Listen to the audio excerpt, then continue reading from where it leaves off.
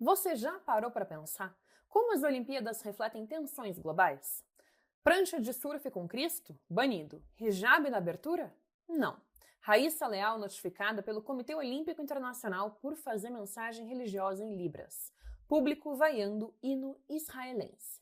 Qual o problema? É as Olimpíadas.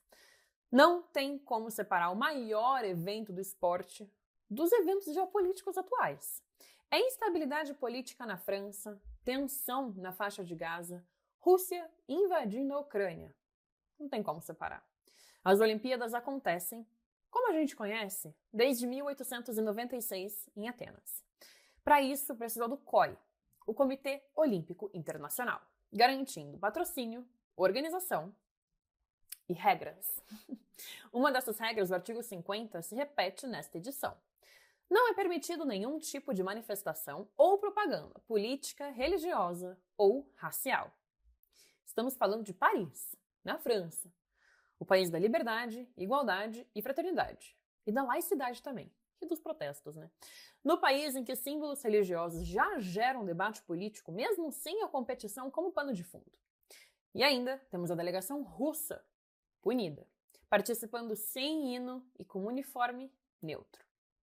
A Anistia Internacional ainda chama a proibição do hijab nas Olimpíadas de violação de direitos humanos. Como que separa, né? Com hijab ou sem, há um histórico de quebra-regras na era moderna dos jogos. Alguns deles com penalidades, outros não. Na Carta Olímpica, a prática de esportes é considerada um direito humano, com o dever de ser acessível a todos, sem discriminação de nenhum tipo, incluindo a religiosa. Os direitos e liberdades devem ser garantidos, sem discriminação com base em raça, cor, sexo, orientação sexual, língua, religião, opinião política, origem nacional, nascimento ou qualquer outro status. Para garantir a isonomia, nenhuma demonstração política, religiosa, racial é permitida em qualquer área olímpica, seja nos jogos ou na vila. O atleta em si não pode se manifestar e também não pode usar acessório, roupa ou equipamento que contenha algum protesto. Allons-y, que ainda estamos em clima olímpico, onde a filosofia é exaltar e combinar num conjunto harmônico as qualidades do corpo, vontade e espírito.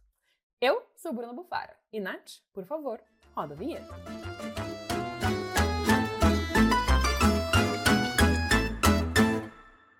Esse é o Canal Meio. Já se inscreveu no canal? Se inscreva e acompanhe a curadoria semanalmente. Vale a pena.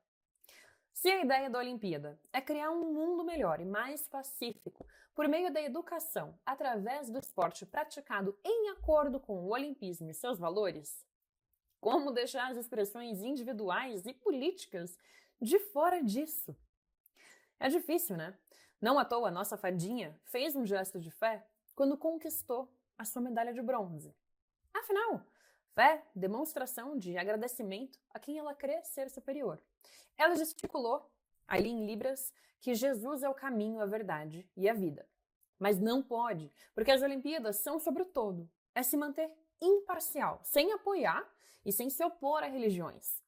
Todos os atletas estão sujeitos às regras do COI. É um ideal, é a filosofia do olimpismo. Num quase mesmo ponto, o surfista Chianca, que competiu ontem com Mediana, teve que trocar suas pranchas antes das competições, porque elas tinham uma imagem do Cristo. E, de novo, laicidade. Não pode. Mas ele nem chegou a competir com elas. Então, não levou nenhuma penalização. Só teve ali, que trocar as pranchas. Não é de hoje. Em 1906, o atleta Peter O'Connor teve que competir pela bandeira do Reino Unido, mesmo ele sendo irlandês. A Irlanda ainda não tinha um comitê olímpico próprio.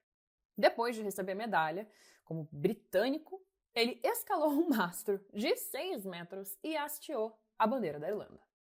Peter seguiu hasteando a bandeira irlandesa em todas as 3 competições que ele ganhou. Protesto.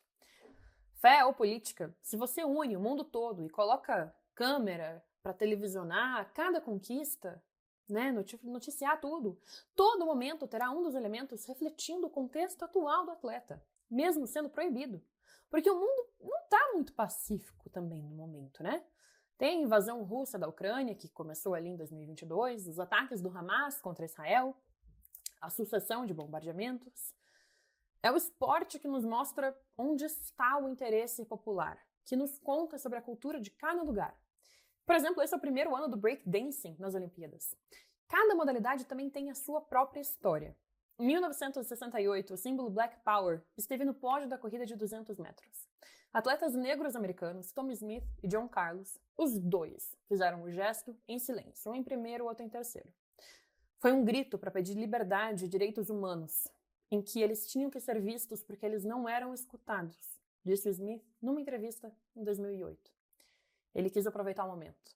O COI suspendeu os dois atletas, mandou eles para casa por deliberadamente violarem de forma violenta os princípios do COI. Ao voltarem para casa, foram recebidos com ameaças de morte e ostracizados pela comunidade esportiva dos Estados Unidos. Um protesto. Ou querem agradecer quem creem que os levaram até ali, ou querem denunciar uma situação e aproveitar o momento para pedir por ajuda. No Rio, em 2016, o etíope Feza Lilesa cruzou os braços na linha de chegada da maratona, chamando atenção para os protestos que estavam acontecendo na Etiópia. Ele ficou em segundo lugar. Ele ainda teve medo de morrer chegando em casa por conta disso. Agora, em Paris, além das manifestações de fé, atletas palestinos tentam comunicar o seu descontentamento enquanto testam até onde o artigo 50 vai. No desfile de abertura, o atleta do boxe, o Azim Abusal, estava com uma camisa mostrando crianças sendo bombardeadas. A AFP, ele disse que representava o estado atual da Palestina. O presidente do Comitê Olímpico da Palestina disse ao The Guardian que não cumprimentaria o seu par, o presidente do Comitê de Israel, a não ser que ele reconhecesse o direito da independência palestina. Contexto geopolítico global.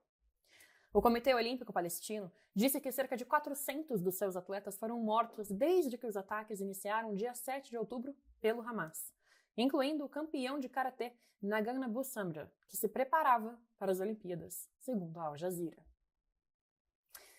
Ainda, durante a partida de futebol entre Israel e Paraguai, os espectadores, torcedores que estavam lá, estavam com uma bandeira escrito Olimpíada do Genocídio.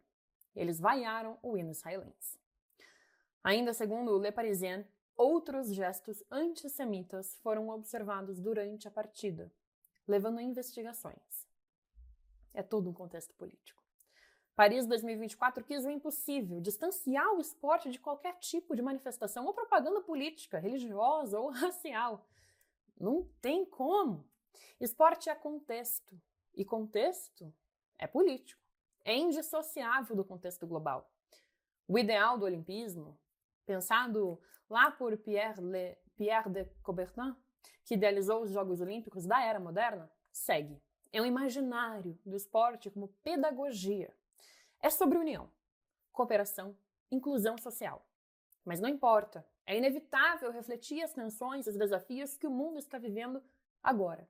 É um evento global, e desde os protestos silenciosos até as manifestações de hoje, o esporte segue sendo pódio para expressar fé, política e identidade. Eu sou Bruna Bufara e vejo vocês na próxima Curadoria. Meio Perspectiva IA é mais um produto premium do Meio, uma edição especial em PDF com 47 páginas, com artigos que vão a fundo sobre os temas abordados aqui nesse webinar.